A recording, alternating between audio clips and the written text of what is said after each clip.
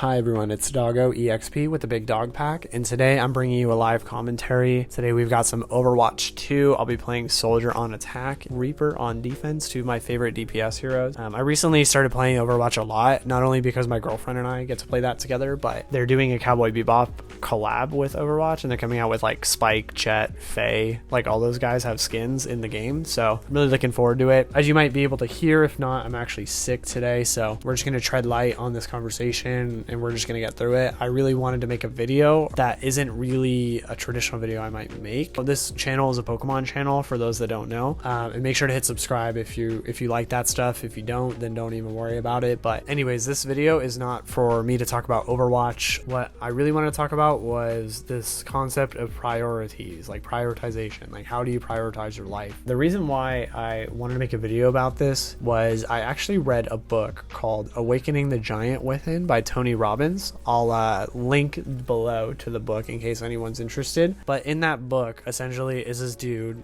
You may know him. He's like a famous entrepreneur guy, like Gary Vaynerchuk level. His name's Tony Robbins. But he basically talks about how like life is beautiful. We should live every day to like, you know, love each other, like all that gross stuff. But like he made this book that I thought was pretty good, and in the book he talks about how to prioritize your life. There's actually a way to do it, and there's a way to think about it, and there's a way that we can actually approach each decision to make sure that every single time we're making a decision, it's the right one for us. It's never wrong. You can never make a wrong decision if you follow this specific formula. He basically talks about this 3-step formula that you can follow every single day of your life, and you just think about how your decisions may affect these 3 things, then you basically can never make a wrong decision and you will be happy. And I think that's a pretty bold statement, you know, like there's no true formula to life, but this is pretty much as close as I'm convinced that we can get to living a happy life and having some sort of direction behind it. Of these 3 steps, the first step is understanding your definition of health. What I mean by health is not only physical health, like going to the gym, getting a 6-pack, whatever that peak health looks for you.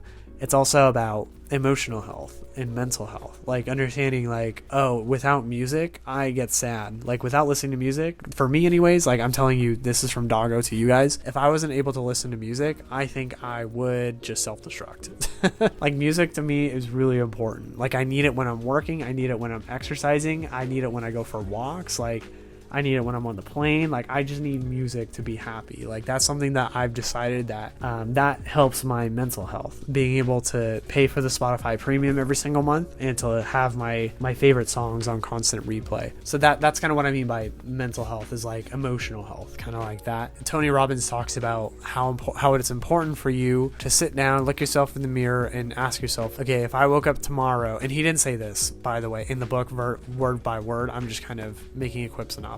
But he basically said like, okay, if you look yourself in the mirror right now and you're like envisioning yourself in the perfect peak pinnacle health, like what does that look like? For some people that might be, I want to be yoked, I want to have like the biggest chesticles of all time, bruh. Understanding and defining what health means to you is the first major step. The second piece of the formula is love, and the way I interpret it anyways is, if I were to ask you right now, pick 5 people and those are the only 5 people you can interact with for the rest of your life, who would those 5 people be? And I think that really helps you narrow down who's in your quote unquote circle. You know, who are those 5, 6, 7 people I'm really gonna spend the time to invest my emotional efforts in? Because I don't think people really put 2 and 2 together. The time spent and the emotional effort you have to put in to show someone, really like put it in their face like, hey, I love you, that's a lot of effort. Like you can't do that for every single person on the planet, you know? Like I think that's an unrealistic expectation. That's just my opinion. It really helps you figure out like, okay, so who are the people that are always there for my big moments and who continuously like show up? And then the last thing is,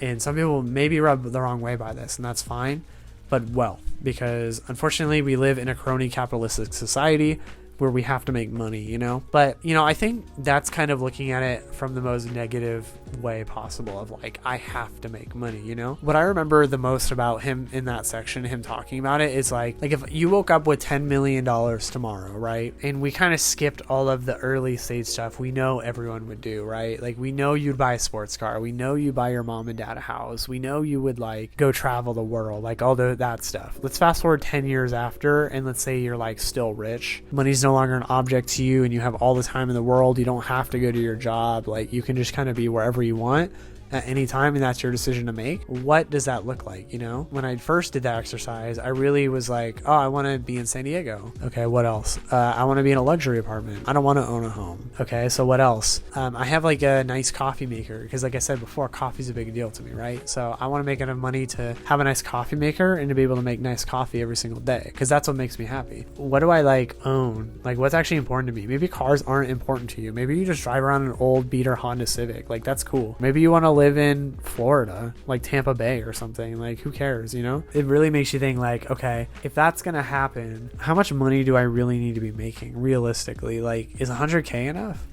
I mean, maybe, but really, like, we're looking at 150. Okay, so we're at 150K. That's how much money we need to make. So how am I gonna get there? Do I start a business? That's kind of hard. I think like a job could pay me 150K, so why don't I like work my way up a corporate ladder? I think maybe I can get to 150K at that point, and I can live in San Diego in a luxury. So like, you kind of work backwards based off of like what you want in life, and that helps make your decisions on like your career, how you make money. Because like, you know, most people go into work and they're like, I fucking hate my job, I hate this shit. And you know, just so you know, that's a normal human being reaction. Like, most, like, your boss right now probably hates his job, and his boss probably hates his job too. Like, everybody hates their job. Some people will lie to themselves and they'll say, oh, I love working for Google because like I get to go into the office and like I get free merch and stuff like that. But you know, if you told that same person like, hey, so what if I offered you like $1 billion and I could just have you retire tomorrow, would you do it? 9 times out of 10, it's like a hell yeah, of course I would. I don't want to work for Google anymore.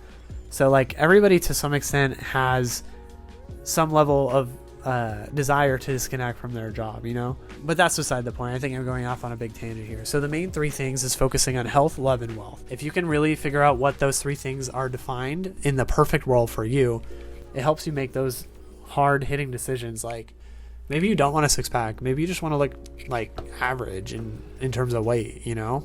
Fuck it. Go to Taco Bell, go to In-N-Out. Like, who gives a shit, you know? So with that being said, if you haven't done so already, you don't have to, but if you could subscribe, it helps out the channel a lot. And let me know if this type of video was something that you guys want to see more of. Every couple months, I'd like to just talk about something that's on my mind. Either way, big dogs, hope you have a good day. Love you. Make sure to subscribe if you haven't already.